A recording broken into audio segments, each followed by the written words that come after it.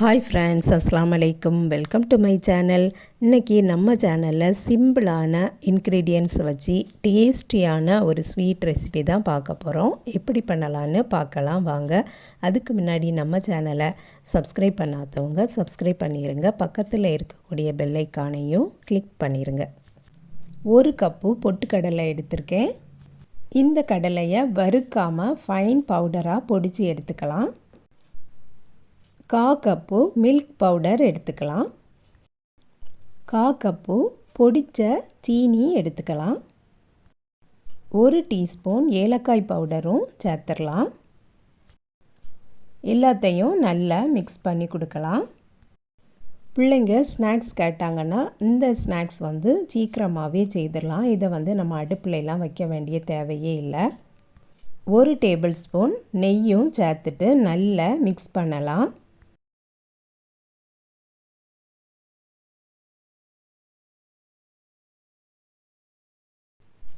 Extra 1 teaspoon கூட நெய் சேர்த்துடலாம்.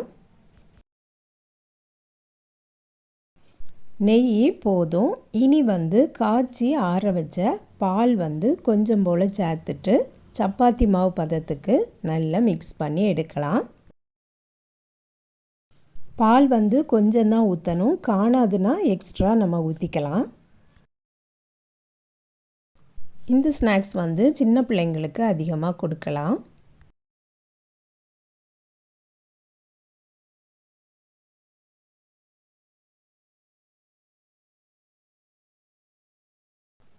இந்த மாதிரி வரது வர நம்ம நல்லா பிசைஞ்சு எடுத்துக்கலாம்.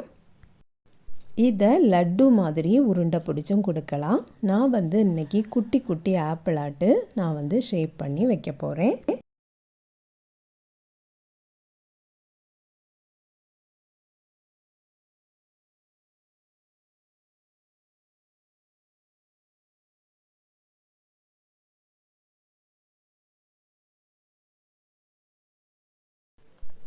எல்லாத்தையும் இதே போலயே உருண்டை பிடிச்சிடலாம்.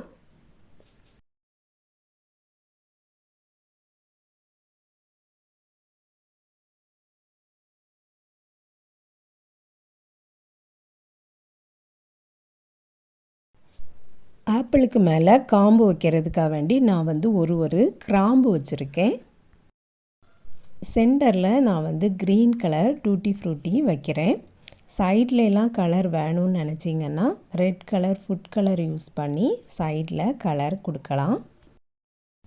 ரொம்பவே ஈஸியான டேஸ்டியான ஹெல்த்தியான ரெசிபி. நீங்களும் ட்ரை பண்ணி பாருங்கள் ஃப்ரெண்ட்ஸ். இந்த வீடியோ பிடிச்சிருந்தனா லைக் பண்ணுங்கள், ஷேர் பண்ணுங்கள். நம்ம சேனலை இது வரைக்கும் சப்ஸ்கிரைப் பண்ணலைன்னா சப்ஸ்கிரைப் பண்ணிடுங்க. நெக்ஸ்ட் வீடியோவில் வேறு ரெசிபியில் சந்திக்கிறேன். அஸ்ஸலாமு அலைக்கும்.